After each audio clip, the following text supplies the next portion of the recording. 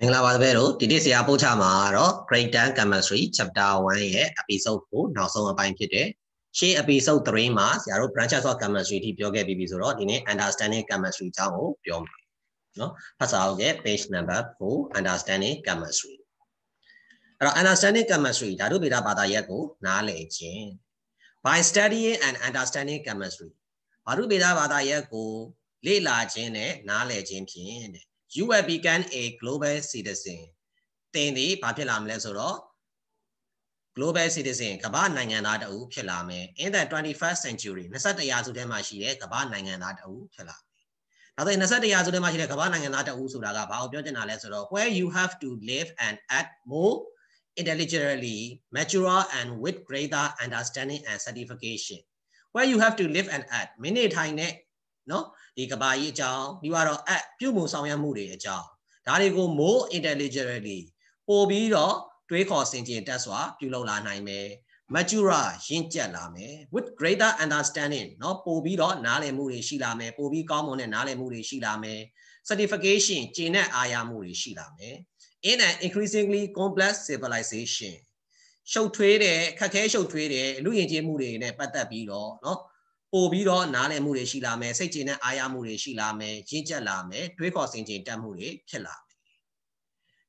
အဲ့တော့ to justify ဒါတွေကိုရှင်းပြဖို့အတွက်ကတော့တဲ့နော် why we have to study chemistry ဓာတုဗေဒပညာရပ်ကိုဘာကြောင့်လေ့လာရတယ်ဆိုပြီးတော့ရှင်းပြဖို့အတွက်အကြောင်းအရာတွေနဲ့ကတော့ there are several reasons အကြောင်းအရာများစွာရှိမှာပေါ့ကဲအဲ့ဒီအချို့ကတော့ chemistry ဓာတုဗေဒဘာသာရပ်ဒီ is clearly very broad နော်အလွန်ကျယ်ပြန့်တယ်ဆိုတာထင်ရှားတယ်ဓာတုဗေဒဘာသာရပ်ရဲ့နယ်ပယ်ကအလွန်ကျယ်ပြန့်တယ်It is so important ၎င်းဒီအရေးကြီးတယ် to the future of life on this planet ဒီကဘာကြီးပေါ်မှာเนาะဒီကဘာကြီးပေါ်မှာရှိတဲ့အနာဂတ်ဘဝတွေကအလွန်အရေးကြီးတယ် that every educated citizen ဒီခင်မီတဲ့เนาะ educated ဆိုတာကကျတော့ပညာတတ်တာပေါ့เนาะပညာတတ်တဲ့နိုင်ငံသားတိုင်းဒီတဲ့ should have some knowledge or scientific facts ဘာရှိရမလဲဆိုတော့ပညာတတ်နိုင်ငံသားတိုင်းဒီဘာရှိရမလဲဆိုတော့ should have some knowledge ဘဟုသုတရှိရเนาะရှိတဲ့ is scientific basic ဒီသိပ္ပံပညာနဲ့ဆိုင်တဲ့အခြေခံဗဟုသုတတွေသိရှိရမယ်။ကဲနောက်တစ်ချက်အနေနဲ့ကတော့ the principle of chemistry ဓာတုဗေဒရဲ့စီမင်းတွေက are needed to understand เนาะနားလည်ဖို့အတွက်เนาะလိုအပ်တယ်เนาะနားလည်ဖို့အတွက်ဓာတုဗေဒရဲ့စီမင်းဥပဒေသားတွေလိုအပ်တယ် the nature of every form of matter drug တွေရဲ့เนาะ every form ပုံစံတိုင်းရဲ့ nature သဘာဝတွေကို to understand နားလည်ဖို့အတွက်ဓာတုဗေဒပညာရပ်ရဲ့ principle စီမင်းဥပဒေသားတွေ are needed လိုအပ်ပါတယ် for example ဥပမာအားဖြင့် metal เนาะသတ္တုနောက်ပြီးတော့ drug ဆေးဝါးတွေ gasoline ဓာတ်ဆီတွေ food အစားအစာတွေ the earth crust ကမ္ဘာမြေကြီးအကြောင်းတွေ water ရေ atmosphere လေထုတွေ radioactive material radio သတ္တိကြွပစ္စည်းတွေ and the human brain cell လူသားတွေရဲ့အုံနောက်ဆဲတွေall have property ဒါတွေအားလုံးမှာဘာတွေရှိလဲဆိုတော့ဂုဏ်သတ္တိတွေရှိ determined mainly by chemical principle ဓာတုဗေဒရဲ့ဥပဒေသားတွေနဲ့เนาะ determine ဆုံးဖြတ်ထားတဲ့เนาะဥပဒေเนาะဆုံးဖြတ်ထားတဲ့ property ဂုဏ်သတ္တိတွေရှိကြတယ် furthermore ဒီအပြင်เนาะ a course in chemistry ဓာတုဗေဒရဲ့သင်ရိုးတစ်ခုမှာသင်ရိုးတစ်ခုဒီ can be a fascinating experience အလွန်စိတ်ဝင်စားစရာကောင်းတဲ့အတွေ့အကြုံတွေရှိလာနိုင်တယ်fascinating experience စိတ်ဝင်စားစရာကောင်းတဲ့အတွေ့အကြုံတွေရှိနိုင်တယ် because ဘာကြောင့်လဲဆိုတော့ it helps you ၎င်းကကူညီပေးမယ် to understand yourself เนาะမင်းကိုမင်းနားလည်ဖို့အတွက်ကူညီပေးမယ် and your surrounding မင်းရဲ့ပတ်ဝန်းကျင်ကိုနားလည်ဖို့အတွက်ကူညီပေးမယ် in everyday living နေ့စဉ်ရှင်သန်နေထိုင်နေတဲ့ပတ်ဝန်းကျင်ပြီးတော့သင်ကိုယ်တိုင်ကိုနားလည်အောင်ဒီဓာတုဗေဒပညာရပ်ကကူညီပေးလိမ့်မယ် consumer เนาะသုံးစွဲတဲ့သူတွေကဓာတုဗေဒအသုံးပြုတဲ့သူတွေက aspect of chemistry เนาะဓာတုဗေဒကိုအသုံးပြုတဲ့သူတွေရဲ့ကဏ္ဍတွေเนาะ aspect ဆိုတာကဏ္ဍတွေ and the chemistry of common thing အများနဲ့ဆိုင်တဲ့အရာတွေနဲ့ပတ်သက်တဲ့ဓာတုဗေဒတွေဒါတွေကို can also be known သိလာနိုင်တယ်ဘယ်ကနေသိမလဲဆိုတော့ from the fundamental ideas of chemistry ဓာတုဗေဒရဲ့အခြေခံအချက်လက်တွေကနေပြီးတော့သိလာနိုင်မယ်เนาะဟုတ်ပြီဓာတုဗေဒရဲ့အခြေခံအချက်လက်တွေကသိနိုင်မယ် now agriculture စိုက်ပျိုးရေးမှာလည်း also uses chemistry ဓာတုဗေဒပညာရပ်ကိုသုံးကြတယ် in many areas เนาะနယ်ပယ်အများစုမှာဓာတုဗေဒပညာရပ်ကိုသုံးကြတယ်စိုက်ပျိုးရေးမှာဆိုရင် chemistry is very important for the food and beverage industry and medical industry ဓာတုဗေဒပညာရပ်ဒီ is very important အလွန်အရေးကြီးတယ် for the food asasari and beverage industry apyoyamaga sayoni and medical industry no sewa sayoni atwa along ayeji bare chemistry has held darubira pinyaya ka kunyi bede in establishing industry sayoni ko phwin la aong sayoni ko start ti thong nai aong ti thong nai mu atwa kunyi bede which manufactured utility cost balo sayoni le so do no lu tong kong pisiတွေကို manufacture အမြောင်များထုတ်ပေးတဲ့စက်ရုံတွေကိုတီထောင်နိုင်အောင်ကူညီပေးတယ်ဆက်ရှက်ကဲ့သို့သော utility cost ဆိုတာဘာတွေလဲ acid တွေ alkali တွေစက်ပြားတွေပြီးတော့ detergent เนาะရေချိုးပစ္စည်းတွေ dye စိုးစေးတွေ polymers တွေ metal သတ္တုတွေ etc အစရှိသဖြင့်ဖြစ်ပါတယ်ဒီလိုစက်ရုံတွေတီထောင်မှုအတွက်ဓာတုဗေဒပညာရက်ကဓာတုဗေဒဘာသာရက်ကเนาะဘာလုပ်ပေးလဲဆိုတော့ဆရာတို့တီထောင်မှုအတွက်ကိုကူညီပေးပါတယ် this industryအဲ့စက်ရုံတွေကတဲ့ contribute ပံ့ပိုးပေးတယ် in a big way ကြီးမားတဲ့လမ်းကြောင်းတွေကိုပံ့ပိုးပေးတယ်ဘယ်သူ့ကိုပံ့ပိုးပေးရလဲဆိုတော့ to the economy of a nation နိုင်ငံရဲ့စီးပွားရေးအတွက်ကြီးမားတဲ့လမ်းကြောင်းတွေအနေနဲ့ပံ့ပိုးပေးတယ်ဖြည့်ဆည်းပေးတယ် and generate employment အလုပ်သမားတွေကိုလည်းငွေထုတ်ပေးတယ်အလုပ်သမားတွေအတွက်အလုပ်ကိုင်ခွင့်လန်းတွေကိုလည်းငွေထုတ်ပေးပါတယ်စက်ရုံတရုံမှာအလုပ်သမားတွေအများကြီးရှိတယ်အဲ့တော့အလုပ်ကိုင်ခွင့်လန်းတွေပေါ်များအောင်ပြုလုပ်ပေးတယ်ပေါ့Now chemistry ဓာတုဗေဒပညာရပ်တည်တဲ့ is also required လိုအပ်ပါတယ်နော်ဘာလိုအပ်လဲဆိုတော့ for many field of study အခြားသောနယ်ပယ်လေ့လာမှုနယ်ပယ်တွေအများစုအတွက်လည်းဒီဓာတုဗေဒပညာရပ်ကလိုအပ်ပါတယ်တဲ့ for example ဥပမာအားဖြင့် course in pharmacy and medicine ဒီဆေးဝါးနဲ့ဆေးပညာသင်ရိုးတွေမှာဆိုရင် require လိုအပ်တယ် applicant နဲ့နော်applicant ဆိုတာရှောက်လွှာရှင်တွေပေါ့နော်ရှောက်ထားတဲ့သူတွေလိုအပ်တယ်ဘယ်လိုရှောက်ထားတဲ့သူတွေလဲဆိုတော့ to have knowledge of chemistry ဓာတုဗေဒပညာရပ်ကိုဟုတ်လားဓာတုဗေဒပညာရပ်နဲ့ပတ်သက်တဲ့ဗဟုသုတရှိတဲ့ရှောက်ထားသူတွေလိုအပ်တယ် cutting edge of today digital technology cutting edge ဆိုတာဆရာတို့နောက်ဆုံးပေါ်နော်နောက်ဆုံးပေါ်ယနေ့ခေတ် digital နည်းပညာကလည်း require လိုအပ်တယ် knowledge on the principle of chemistry ဓာတုဗေဒစီးမြင်တွေရဲ့အသိပညာတွေလိုအပ်ပါတယ် It is for this reason ဒီအကြောင်းပြချက်တွေကြောင့်เนาะ the fact that chemistry ဒီဓာတုဗေဒပညာရပ်ဒီ is everywhere နေရာတိုင်းမှာเนาะ and ပြီးတော့ does affect all aspect of our life เนาะကျွန်တော်တို့နေထိုင်တဲ့ကဏ္ဍတွေအားလုံးเนาะကဏ္ဍတွေအားလုံးကိုအကျိုးသက်ရောက်မှုပြုတယ်အဲ့တော့သူ့ကိုဆရာတို့ကဘာလုပ်လဲလေ့လာဖို့အတွက်လိုအပ်ပါတယ် that is necessary to study it ၎င်းကိုဘာဖြစ်လဲလေ့လာဖို့အတွက်လိုအပ်ပါတယ်တဲ့ understanding basic chemistry အဲ့တော့အခြေခံဓာတုဗေဒတွေကိုနားလည်ခြင်းအပြင် and chemical term ပြီးတော့ဓာတုအခေါ်အဝေါ်တွေကိုနားလည်ခြင်းအပြင် were held to make you material world เนาะမင်းပြုလုပ်เนาะဒီမှာရှိနေတဲ့เนาะ material world ရုပ်ဝတ္ထုကဘာကြီးကတစ်ပတ်ဝန်းကျင်မှာရှိနေတဲ့ရုပ်ဝတ္ထုကဘာကြီးကပို့ပြီးတော့ more meaningful ပို့ပြီးတော့အဓိပ္ပာယ်ရှိသွားမယ်အော်ငါတို့နေထိုင်တာငါတို့ရှူနေတဲ့အောက်ဆီဂျင်ဘယ်တွေကရလဲလေထုတွေကရတယ်ဟာလားเนาะဒီလိုမျိုးဆရာတို့ကပို့ပြီးတော့အဓိပ္ပာယ်ရှိသွားမယ်ပို့ပြီးတော့သိလာတဲ့အခါမှာပို့ပြီးတော့အဓိပ္ပာယ်ရှိစွာဖြစ်လာတယ်ဟောChemistry is considered as an experimental science ဓာတုဗေဒပညာရပ်ကိုเนาะဓာတုဗေဒပညာရပ်ကိုတဲ့ဆရာတို့က is considered เนาะသဘောထားနိုင်တယ် as an experimental science လက်တွေ့သိပ္ပံအနေနဲ့သဘောထားနိုင်ပါတယ်တဲ့ you should recognize เนาะသင်ကเนาะနားလည်သင်တယ် that the principle and laws of nature သဘာဝရဲ့နိယာမတွေသဘာဝရဲ့စည်းမျဉ်းတွေကိုနားလည်သင်တယ်ဒီလိုမျိုးနားလည်ခြင်းအပြင် other results of extensive observation ဘယ်လိုလုပ်ရင်နားလည်လာမလဲဆိုတော့เนาะextensive observation ကြကြပြန့်ပြန့်စူးစမ်းလေ့လာမှုတွေလုပ်မယ်ပြီးတော့ and speculative analysis เนาะ speculative analysis ပိုင်းခြားစိတ်ဖြာခြင်းတွေ speculative ဆိုတာမှန်းဆထားတဲ့ပိုင်းခြားစိတ်ဖြာခြင်းတွေနောက်ပြီးတော့ကြကြပြန့်ပြန့်လေ့လာခြင်းတွေအဲ့ဒါတွေရဲ့ results ရလဒ်တွေကနေပြီးတော့တဲ့เนาะ refine over many investigation များစွာသောစုံစမ်းစစ်ဆေးမှုတွေအပေါ်မှာ refine လုပ်ထားတယ်မွမ်းမံထားတဲ့เนาะ speculative analysis မှန်းဆထားတဲ့ပိုင်းခြားစိတ်ဖြာခြင်းတွေextensive observation ကြကြပြန့်ပြန့်လေ့လာစူးစမ်းခြင်းတွေเนาะဒါတွေကနေပြီးတော့เนาะ you should recognize ဒါတွေကိုမင်းကအတိအမှတ်ပြုသင့်တယ်အဲ့တော့ပြောချင်တာကတော့ဗာလဲဆိုတော့များစွာသောစူးစမ်းလေ့လာမှုတွေကိုပို့ပြီးတော့မွမ်းမံထားတယ်เนาะမှန်းဆထားတဲ့ပိုင်းခြားစိတ်ဖြာခြင်းတွေကြကြပြန့်ပြန့်လေ့လာထားတဲ့စူးစမ်းလေ့လာမှုတွေရဲ့ရလဒ်တွေအရာဒီတဘာဝရဲ့နိယာမတွေတဘာဝရဲ့စည်းမျဉ်းတွေဆိုတာကို recognize အတိအမှတ်ပြုသင့်ပါတယ်တဲ့ business process ကအဲ့တော့ business process ကအခြေခံလှုပ်ဆောင်မှုအရေးချင်းတွေဟောဘာတွေရှိမလဲ such as observing เนาะ observing စောင့်ကြည့်လေ့လာခြင်းတွေ classifying အမျိုးအစားသတ်မှတ်ခြင်းတွေ inferring ကောက်ချက်ချခြင်းတွေ communicating ဆက်သွယ်ခြင်းတွေကဲဆက်သွယ်တဲ့အခါမှာ true diagram နဲ့ဆက်သွယ်မယ် grid တွေနဲ့ဆက်သွယ်မယ် chart ကားချက်တွေနဲ့ဆက်သွယ်အစရှိသဖြင့်ဒီလိုဆက်သွယ်ခြင်းတွေနောက် measuring တိုင်းတာခြင်းတွေ predicting ဟောကိန်းထုတ်ခြင်းတွေခန့်မှန်းခြင်းတွေ and using number ကိန်းဂဏန်းတွေကိုအသုံးပြုခြင်းတွေစတဲ့ business process တွေအခြေခံလှုပ်ဆောင်မှုအရေးချင်းတွေ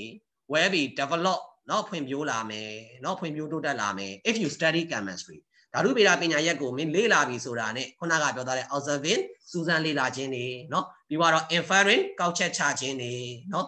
classifying အမျိုးအစားခွဲခြင်းတွေ communicating ဆက်သွယ်ခြင်းတွေเนาะ measuring တိုင်းတာခြင်းတွေ predicting ခန့်မှန်းခြင်းတွေ using number ကိန်းဂဏန်းတွေအသုံးပြုခြင်းတွေဒီလိုဟာတွေမှာပို့ပြီးတော့ဖွံ့ဖြိုးတိုးတက်လာဘာလို့ရင်လဲဆိုဓာတုဗေဒပညာရပ်ကိုလေ့လာမယ်ဆိုရင်တဲ့ you are expect to enhance the development of this skill အဲ့တော့သင်ကိုမျှော်လင့်ပါတယ်တဲ့เนาะဘာလို့မျှော်လင့်လဲဆိုတော့ to enhance the development of this skill အဲ့ skill တွေအဲ့အရေးချင်းတွေတိုးတက်ဖို့အတွက်မျှော်လင့်ပါတယ် and use them ပြီးတော့သူတို့ကိုအသုံးပြုပြီးတော့ဓာတ်တွေကိုအသုံးပြုပြီးတော့ to construct တည်ဆောက်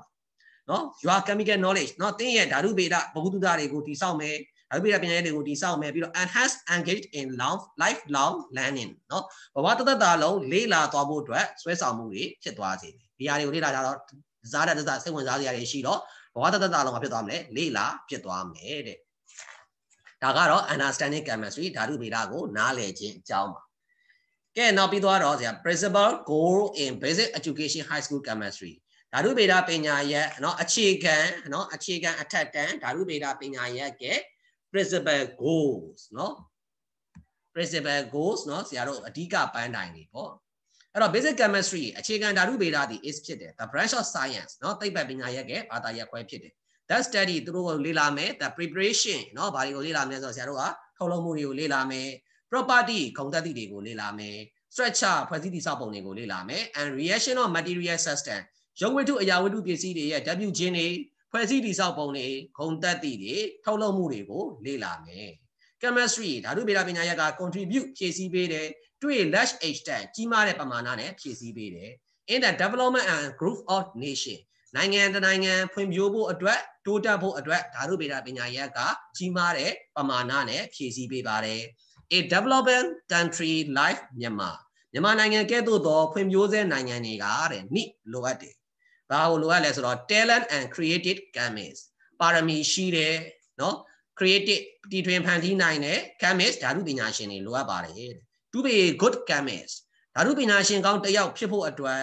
one need to understand เนาะတစ်ချက်ပဲလိုအပ်တယ်ဘာလိုအပ်လဲဆိုတော့ the basic concepts of chemistry ဓာတုဗေဒရဲ့အခြေခံသဘောတရားတွေကိုနားလည်ဖို့ပဲလိုအပ်ပါတယ် on this context เนาะဒီသင်ရိုးမှာဆိုရင်เนาะthere are 6 main things in basic education high school chemistry course เนาะဒီမှာဆိုရင်ဆရာတို့အဓိကအချက်ဘယ်နှချက်ရှိလဲဆိုတော့6ချက်ရှိတယ်ဟောအဲ့ဒါတွေကတော့ဘာလဲဆိုတော့ particulate nature of substance အရာဝတ္ထုပစ္စည်းတွေရဲ့အမှုန်သဘာဝအကြောင်းအရာတွေ periodicity เนาะအလှည့်ကျတတိတွေเนาะနောက်ပြီးတော့ chemical calculation เนาะဓာတုတွက်ချက်မှုတွေ chemistry of reaction ဓာတ်ပြုခြင်းရဲ့ဓာတုဗေဒတွေ environmental chemistry ပတ်ဝန်းကျင်ဓာတုပညာတွေဓာတုဗေဒပညာတွေနောက် organic chemistry organic ဓာတုဗေဒပညာရပ်တွေကဲဒီအရာတွေကလိုအပ်ပါတယ်เนาะဒီမှာဆိုရင်အခုပြောရမှာအဓိက6မျိုးဒီဒါပေါ့ particulate nature of substance အရာဝတ္ထုပစ္စည်းတွေရဲ့အမှုန်သဘာဝအကြောင်း periodicity အလှည့်ကျတတိအကြောင်း chemical calculation ဓာတုတွက်ချက်မှုတွေအကြောင်း chemistry or reaction ဓာတ်ပြုခြင်းတွေရဲ့ဓာတုဗေဒအကြောင်း environmental chemistry ပတ်ဝန်းကျင်ဓာတုဗေဒအကြောင်း organic chemistry เนาะ organic ဓာတုဗေဒအကြောင်းဒါတွေကတော့ဆရာတို့အခြေခံပညာအထက်တန်းဓာတုဗေဒသင်ရိုးမှာပါတဲ့အဓိကအာဘော6ချက်ဖြစ်တယ်ကဲပြီးတော့ knowledge of these chemistry principle အဲ့တော့ဒီဓာတုဗေဒဥပဒေသားတွေဗဟုသုတတွေက will help you เนาะသင်ကိုကူညီပေးလိမ့်မယ် to better ပို့ပြီးတော့ကောင်းမွန်အောင် understand ပို့ပြီးတော့ကောင်းမွန်စွာနားလည်အောင်ကူညီပေးမယ် the benefit ဘာတွေကိုပုံမကောင်းမွန်စွာနားလည်ဖို့လဲဆိုတော့ benefit ကောင်းကျိုးတွေရဲ့ and hazards เนาะဘေးအန္တရာယ်တွေရဲ့ဒါတွေကိုဆရာတို့ကပို့ပြီးတော့ကောင်းမွန်စွာနားလည်အောင်ကူညီပေးလိမ့်မယ် to mankind and animal เนาะလူတွေရဲ့ဘဝမှာဟာလားเนาะတွေ့ကြုံရတဲ့အန္တရာယ်တွေကောင်းကျိုးတွေဒါတွေကိုပို့ပြီးနားလည်အောင်ကူညီပေးလိမ့်မယ်တဲ့ enable you ပြီးတော့မင်းတို့လုံနိုင်စမ်းရှိသွားမယ် to make intelligent decision intelligent decision ဆိုတာကတော့စဉ်းစားဉာဏ်ရှိရှိဆုံးဖြတ်ချက်တွေချနိုင်သွားမယ် in the future အနာဂတ်မှာစဉ်းစားဉာဏ်ရှိရှိဆုံးဖြတ်ချက်တွေချသွားနိုင်မယ် the do chemistry grade 10ဒီဓာတုဗေဒပညာရပ်ရဲ့ grade 10တကားသည် is open to you မင်းကိုဒီလိုမျိုးလုံနိုင်အောင် follow be like so lamp point be like that in your career me at the muimu longan go ne it will not be vain no it will not be in vain a chini phit ma mahout ba wu de it will become a beneficial access no di ha ko le la chin a phit ba phit la ma le so do become a beneficial access no ကောင်းကျိုးပြုတဲ့အဖို့တန်အရေးချင်းတွေဖြစ်လာမယ်เนาะကောင်းကျိုးပြုတဲ့ကျွမ်းကျင်လိမ္မာမှုတွေဖြစ်လာပါလိမ့်ကဲဒါဆိုရင်ဒီ chapter 1လေးကပြီးသွားပြီပေါ့เนาะအဲ့တော့ exercise လေးကိုကြည့်အောင်เนาะကဲ exercise မှာဆိုရင် question number 1က match ရှင်တွဲပါတဲ့ each of the items given in list A with the appropriate correct item shown in list B list A ထဲမှာရှိတဲ့ item ပေးထားတဲ့ item တစ်ခုစီနဲ့with the appropriate သင်လျော်တဲ့ correct เนาะမှန်ကန်တဲ့ item ကိုတွဲပါ show in list list ထဲမှာပြထားတဲ့ဟလာသင်လျော်တဲ့မှန်ကန်တဲ့ item တစ်ခုစီကိုတွဲပါကဲ number A ကသူကပြောထားတဲ့ Aristotle အဲ့တော့ Aristotle เนาะ Aristotle ကိုဆရာတို့ကဘာနဲ့တွဲမလဲဆိုတော့ Aristotle ကို number 6နဲ့တွဲမယ် number 6က formulated the theory on the behavior of matter drug တွေရဲ့အပြုအမူတွေရဲ့drug တွေရဲ့အပြုအမူပေါ်မှာဟာလားတွက်ချက်ထားတဲ့ theory တွေသဘောတရားတွေကို formulate ပေါ်ထုတ်ခဲ့တာဘာလို့လဲဆိုတော့ Aristotle เนาะ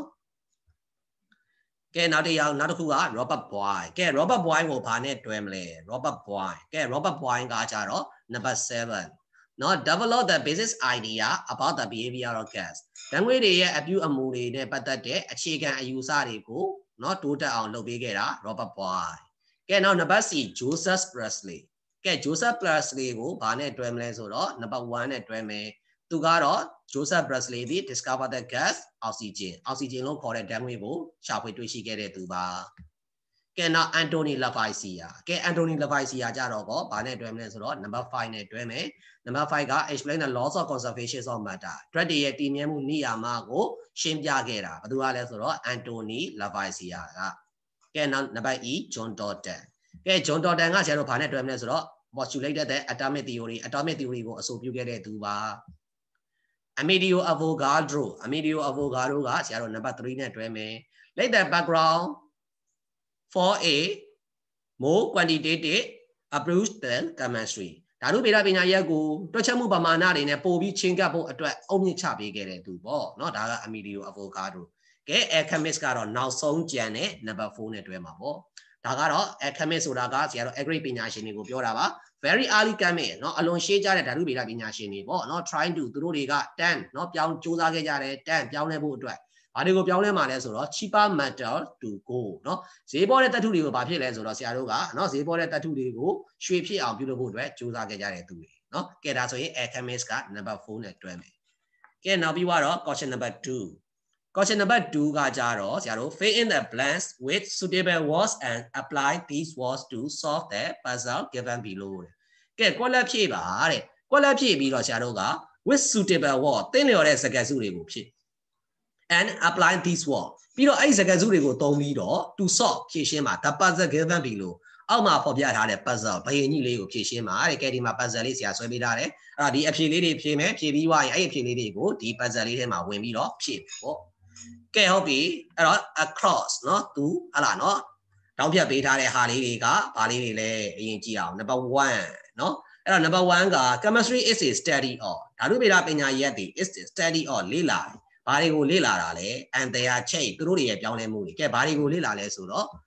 matter drug တွေကိုလေ့လာတာပါကဲတော့ number 1ဆိုတဲ့ puzzle လေးထဲမှာသွားပြီးတော့ matter matter ဆိုပြီးတော့ဖြည့်လိုက်ကဲဖြည့်ပြီးပြီဆိုတော့သူ့မှာရှိတဲ့အတိုင်းပဲဆရာတို့ဖြည့်သွားပါမယ် number 3လေးက organic chemistry ဒီ is ဖြစ်တဲ့ an area of study လေ့လာတဲ့နယ်ပယ်ဘာကိုလေ့လာတာလဲတဲ့ organic chemistry ကဘာကိုလေ့လာလဲဆိုတော့ hydrocarbon တွေကိုလေ့လာတာပေါ့ and they are derivative သူတို့တွေရဲ့ sema drug ပေါင်းတွေ hydrocarbon တွေကိုလေ့လာတယ်ဒါဆိုရင်ဒီမှာဆရာတို့က number 3လို့ရေးထားတဲ့အကွက်လေးထဲမှာသွားပြီးတော့ဆရာတို့ကဒီမှာ hydrocarbon လို့ဖြည့်ပေးလိုက်မယ်เนาะ hydrocarbon လို့ဖြည့်ကဲဟုတ်ပြီဒါဆိုရင်နောက်တစ်ခု number 4က the behavior and changes of matter drug တွေရဲ့ပြောင်းလဲခြင်းတွေ behavior အပြုအမူတွေ and ပြီးတော့ the related energy เนาะပတ်သက်စွမ်းရည်တွေသူတို့နဲ့ပတ်သက်တဲ့စွမ်းရည်တွေကို study လေ့လာဘယ်ထဲမှာလေ့လာလဲဆိုတော့ in physical chemistry ပါเนาะရုပ်ပိုင်းဆိုင်ရာเนาะဓာတုဗေဒမှာလေ့လာတာပါကဲဒါဆိုရင် number 4ကွက်လေးမှာဆရာတို့ကဘာလေးဖြည့်လိုက်မလဲဆိုတော့ physical လို့ဖြည့်လိုက်ပါပေါ့ကဲနောက် number 7 an area of study on matter not deal with hydrocarbon hydrocarbon နေနဲ့မပတ်သက်တဲ့ drug တွေကိုလေ့လာတဲ့နယ်ပယ်ကိုဘာလို့ပြောလဲဆိုတော့ inorganic chemistry ပေါ့ branches of chemistry မှာပါတာပဲကဲဒါဆိုဆရာတို့ကခုနကတော့နံပါတ်7ဒီနံပါတ်7အကွက်လေးကိုသွားမယ်ဘာလေးဖြည့်လိုက်လဲ inorganic ဆိုပြီးတော့ဖြည့်လိုက်ကဲဟုတ်ပြီနောက်တစ်ခါနံပါတ်8 plastic is a synthetic ပါတယ် plastic ဆိုတာ synthetic ပါလဲဆိုတော့ synthetic polymer ပါเนาะပြုလုပ်ဖန်တီးထားတဲ့ polymer ပါ used to make a varieties of product များစွာကိုပြုလုပ်ပေးဖို့အတွက်ဆက်ရှက်ကဲ့သို့သော water plastic bottle เนาะရေဘူးတွေเนาะ plastic ရေဘူးတွေဒီလိုမျိုးပြုလုပ်ပေးတဲ့ကောင်ကြီးပါလဲဆိုတော့ synthetic polymer ပါအဲ့တော့နံပါတ်8ကဘာလေးဖြည့်လိုက်မလဲဆိုတော့နံပါတ်8အကွက်လေးကိုသွားရှာဟုတ်ပြီဒီမှာတွေ့ပြီဒီ8လေးမှာဘာဖြည့်လိုက်မလဲဆိုတော့ဆရာတို့เนาะ polymer လို့ဖြည့်လိုက်မယ်ကဲနောက်ပြီးတော့နံပါတ်10เนาะနံပါတ်10ကတော့ chemical reaction ဓာတ်တပြုခြင်းတွေဩကတွေ့ရတယ် when you breach each six or read เนาะအဲ့တော့အသက်ရှူတယ်ဆရာတို့ကထိုင်နေစာဖတ်တယ်ဒီမှာဆရာတို့ဘာတွေ့ရလဲဓာတ်တပြုခြင်းတွေတွေ့ရတယ်အဲ့တော့နံပါတ်10အကွက်လေးကိုရှာဒီမှာနံပါတ်10ကဲတော့အမှဘာလေးဖြည့်မလဲဆိုတော့ reaction လို့ဖြည့်လိုက်ကဲနောက်ပြီးတော့17 paper is made from ကဲစက္ကူကိုဘယ်ကနေလုပ်လဲစက္ကူကိုဘယ်ကနေလုပ်လဲဆိုတော့စက္ကူကို cellulose ကနေလုပ်တာကဲဒါဆိုရင်နံပါတ်17ကိုလိုက်ရှာဒီမှာနံပါတ်17ကဲအမှဘာလေးဖြည့်လိုက်မလဲဆိုတော့ cellulose လို့ဖြည့်လိုက်ကဲဟုတ်ပြီနောက်ပြီးတော့နံပါတ်12 the air you breathe မင်းအသက်ရှူတဲ့လေဒီ is ဖြစ်တယ် a mixture of ဘာတွေရောနေတဲ့လေလဲဆိုတော့ကျတော့ oxygen နဲ့ nitrogen ပေါ့နော်အဲ့တော့ oxygen ကဲတော့နံပါတ်12လေးကိုသွားရှာမယ်နံပါတ်12တွေ့ပြီနံပါတ်12ဒီမှာ oxygen လို့ဖြည့်မယ်ကဲနောက်ပြီးတော့ဒီလိုတောင်းဖြတ်ပြီးသွားတဲ့အခါမှာဟာလားနော်အပေါ်အောက်ဖြည့်မယ်တောင်းကဲနံပါတ်2 every activity လှုပ်ဆောင်မှုတိုင်း that is ဆိုလိုတာက breathing အသက်ရှူခြင်း eating အစာစားခြင်း reading စာဖတ်ခြင်း sitting ထိုင်ခြင်းဒီဟာတွေမှာဆိုရင် involve ပါတယ်ကဲဘာတွေပါလဲနော်ဘာတွေပါတာလဲဓာတုဗေဒပညာရက်တွေပါတာပေါ့အဲ့တော့နံပါတ်2မှာဘာဖြစ်မလဲဆိုတော့ဒီနံပါတ်2လေးမှာ chemistry လို့ဖြည့်လိုက်ကဲဒါဆိုရင်ဒီမှာခုနကတော့နံပါတ်1က E လေးနဲ့နံပါတ်4က I လေးရာဒီမှာပေါင်းသွားတာပေါ့နော် chemistry ဆိုပြီးဖြည့်လိုက်ကဲနောက်တစ်ခါနံပါတ်5 analytical chemistry is a study of components เนาะ analytical chemistry အမျိုးအစားခွဲတဲ့တရုပ်ခွဲဆိုင်ရာဓာတုဗေဒသည် is ဖြစ်တယ် study of component ဒီမှာပါတဲ့ပါဝင်ပစ္စည်းတွေကိုလေ့လာတဲ့ပညာရပ်ဖြစ်တယ် and ပြီးတော့ဘာတွေကိုလေ့လာရဲဆိုတော့အရာဝတ္ထုပစ္စည်းတွေရဲ့ composition เนาะပါဝင်မှုအချိုးအစားတွေကိုလေ့လာတာကဲဒါဆိုရင်နံပါတ်5အကွက်လေးကိုဖြည့်မယ်ကဲဒီမှာ O လေးပါတယ်ဒီမှာလည်း O လေးပါတယ်ဒီမှာလည်း I လေးပါတယ်ဒါဆိုရင်အဲ့ composition လေးကိုအစအနေဖြည့်ကြည့်မယ် C O M P O S I T I O N S ဟုတ်လားနော် composition ပေါ့ကဲဒီလိုမျိုးဖြည့်လိုက်ကဲနောက်တော့ကနံပါတ်6 chemistry is also considered as an experiment ကဲဓာတုဗေဒပညာရပ်ကိုဆရာတို့ကစဉ်းစားနိုင်တယ်ဗာနဲ့သဘောထားနိုင်လဲဆိုတော့လက်တွေ့ခုနလေးရှင်းခဲ့တယ်ဗာလဲလက်တွေ့သိပ္ပံဟုတ်လားနော်အဲ့တော့ experimental science ပေါ့နော် since it is based on the results of observation and analysis လုပ်တာတွေအရာဘာလို့သိရလဲ experimental science ပေါ့နော်ကဲတော့ဒီမှာနံပါတ်6အကွက်လေးကိုရှာပြီးတော့ဗာဖြည့်လိုက်မယ် science လို့ဖြည့်လိုက်မယ်နော်ကဲနောက်ပြီးတော့နံပါတ်9 a synthetic polymer ဒီဗာလဲ synthetic polymer ဆိုတော့ဆရာတို့အဝတ်ထည်တွေအတွက်သုံးတဲ့ synthetic polymer ဗာလဲဆိုတော့ nylon ပါကဲဒါဆိုရင်နံပါတ်9လေးကိုရှာမယ်ပြီးတော့ဒီမှာ nylon လို့ဖြည့်လိုက်မယ်ကဲနောက်ပြီးတော့နံပါတ်13 a study of matter and process of living organism drug တွေကိုလေ့လာတယ်ပြီးတော့တက်ရှိတွေရဲ့ဖြစ်စဉ်တွေကိုလေ့လာတယ်အဲ့ဒါဆိုရင်ဆရာတို့က X လုံးခေါ်တယ်ဘာလို့ခေါ်လဲဆိုတော့ biochemistry เนาะဇီဝဓာတုဗေဒပါကဲဒါဆိုရင်ဒီ13အကွက်လေးမှာ biochemistry လို့ဖြည့်လိုက်မယ်ကဲနောက်ပြီးတော့နံပါတ်14 burning gasoline ကိုမီးရှို့ပြီးတော့တဲ့ gift เนาะရဖြစ်စေတယ်ဘာဖြစ်စေလဲဆိုတော့စွမ်းအင်တွေကိုဖြစ်စေတာ to prepare automobile စက်တက်ယာဉ်တွေကိုမောင်းနေမှုအတွက်ဘာဖြစ်စေလဲစွမ်းအင်တွေကိုဖြစ်စေတယ်အဲ့တော့ဒီမှာ energy လို့ဖြည့်ပေးရမယ်ကဲအဲ့တော့နံပါတ်14မှာသွားပြီးတော့ energy လို့ဖြည့်လိုက်ကဲဟုတ်ပြီလားဆိုရင်နံပါတ်15 fermenting wine ကဲ wine ကိုအချင်ဖောက်မယ် wine ကိုကစော်ဖောက်မယ်အဲ့ဒါဆိုရင်သူဒီ is change ဘာပြောင်းလဲမှုလဲဆိုတော့ chemical change တပြောင်းလဲမှုမှာကဲဒါဆိုရင်နောက်ဆုံးကျန်တဲ့နံပါတ်15လေးမှာသွားပြီးတော့ chemical လို့ဖြည့်လိုက်ဒါဆိုရင်ဒီ puzzle လေးကိုเนาะလွယ်လွယ်ကူကူပဲဖြည့်ရှင်းနိုင်သွားပြီကဲနောက်ပြီးတော့เนาะနံပါတ်3 how does the study of chemistry relate to other area of study in science အဲ့တော့ဓာတုဗေဒပညာရပ်ကို how does the study เนาะလေးလာစေမှုခြင်းကတဲ့เนาะ relate เนาะဆက်ဆက်နေတယ် how does ဘယ်လိုဆက်ဆက်နေလဲတဲ့ to other area of study in science သိပ္ပံပညာရပ်မှာဟုတ်လားเนาะလေးလာအခြားသော area တွေနယ်ပယ်တွေကိုလေးလာခြင်းနဲ့ဘယ်လိုဆက်ဆက်နေလဲတဲ့ဆိုတော့ ကဲဆရာတို့ကဒါဆိုရင်ဒီမှာဒီစာပိုင်းနှစ်ပိုင်းကိုဖြည့်ပေးမယ် agriculture စိုက်ပျိုးရေးမှာဆိုရင်เนาะဒါအခြားသောနယ်ပယ်ပေါ့เนาะစိုက်ပျိုးရေးเนาะစိုက်ပျိုးရေးမှာဆိုရင်လည်း also user chemistry in many area เนาะများစွာသောနယ်ပယ်တွေမှာဒီเนาะဓာတုဗေဒပညာရပ်ကိုအသုံးပြုတယ်ခုနကလည်းရှင်းငယ်ပြီးပါပြီအဲ့တော့ chemistry is important ဓာတုဗေဒပညာရပ်ဒီအလွန်အရေးကြီးတယ် for the food အစားအစာတွေကိုအစားအစာတွေရဲ့ပြီးတော့ beverage industry เนาะဆရာတို့ဖြော်ရည်ရမကစက်ရုံတွေအစားအစာစက်ရုံတွေ medical industry เนาะဆေးဝါးဆိုင်ရာစက်ရုံတွေအတွက်အလွန်အရေးကြီးတယ်ဓာတုဗေဒပညာရပ်ဒီ has helped ကူညီပေးတယ် establishing industry เนาะဆရာတို့စက်ရုံတွေကိုတည်ထောင်ဖို့အတွက်ကူညီပေးတယ် with manufacture အဲ့မှာဆိုရင်တို့ကဘာလုပ်ပေး utility good လူသုံးမှုပစ္စည်းတွေကိုထုတ်ပေးမယ်လူသုံးမှုပစ္စည်းတွေဆိုတာက acid တို့ alkali တို့เนาะ salt စက်ပြာတို့detergent ဂျေချိုပစ္စည်း dye စိုးစေး polymer နဲ့ metal etc အစရှိသဖြင့်တို့ဖြစ်တယ်ကဲနောက် chemistry is also required for many field study တွေ့လားဓာတုဗေဒပညာရပ်ဒီအခြားသောနယ်ပယ်တွေကိုလေ့လာဖို့အတွက်လိုအပ်ပါတယ်တဲ့ for example ဥမာအားဖြင့်တော့ course in pharmacy and medicine เนาะဒီဥမာအနေနဲ့သူကဘာပြောလဲဆိုတော့ဆေးဝါးနဲ့เนาะဒါဆေးဘက်ဆိုင်ရာဟာဒါတင်ရိုးတွေမှာဆိုရင် require လိုအပ်တဲ့ applicant ရှောက်ထားတဲ့သူတွေက to have ရှိရမယ်ဘာတွေရှိရမလဲဆိုတော့ knowledge of chemistry ဓာတုဗေဒဘဟုသုတတွေရှိဖို့လိုအပ်ပါတယ် cutting edge of today digital technology ယနေ့ခေတ်နောက်ဆုံးပေါ်เนาะ cutting edge ဆိုတာနောက်ဆုံးပေါ်เนาะယနေ့ခေတ် digital technology digital နည်းပညာမှာဆိုရင်လည်း require knowledge on the principle of chemistry ဓာတုဗေဒပညာရပ်ရဲ့သဘောတရားတွေဘဟုသုတတွေရှိဖို့လိုအပ်ပါတယ်တဲ့ဒါဆိုရင် number 3လေးကဒါလေးဖြေရမယ်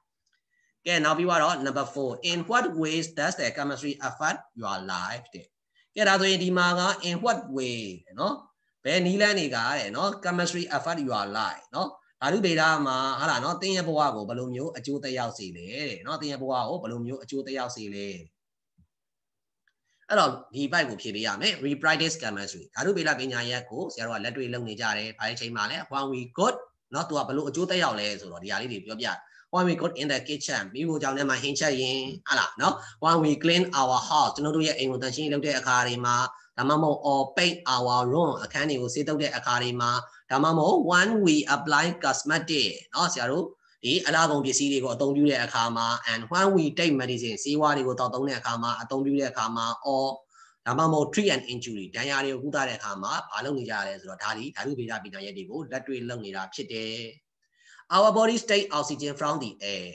ကျွန်တော်တို့ရဲ့ခန္ဓာကိုယ်ကလေထဲမှာရှိတဲ့ oxygen တွေကိုယူလိုက်တယ်ယူပြီးတော့ and combine ပေါင်းလိုက်တယ်ပေါင်းပြီးတော့ it with part of the food အစားအစာရဲ့အစိတ်ပိုင်းတစ်ခုအနေနဲ့ဖြစ်အောင်လုပ်ပေးလိုက်တယ် we eat to provide as ပြီးတော့အဲ့ရနေပြီးတော့ဘာကိုထောက်ပံ့ပေးလဲဆိုတော့ with energy စွမ်းအင်တွေကိုထောက်ပံ့ပေးတယ်ဒီစွမ်းအင်တွေကိုဘာမှသုံးပါလဲ for every activity we undertake ကျွန်တော်တို့လောက်ကင်နဲ့လှုပ်ဆောင်တဲ့เนาะပြုမှုလှုပ်ရှားမှုတိုင်းမှာဒီစွမ်းအင်တွေကိုသုံးမယ်ထိုင်မယ်ထားမယ်လေ့ကျင့်ခန်းလုပ်မယ်ဟာလားเนาะအလုပ်လုပ်မယ်အစရှိတဲ့ဖြစ်ပေါ့เนาะ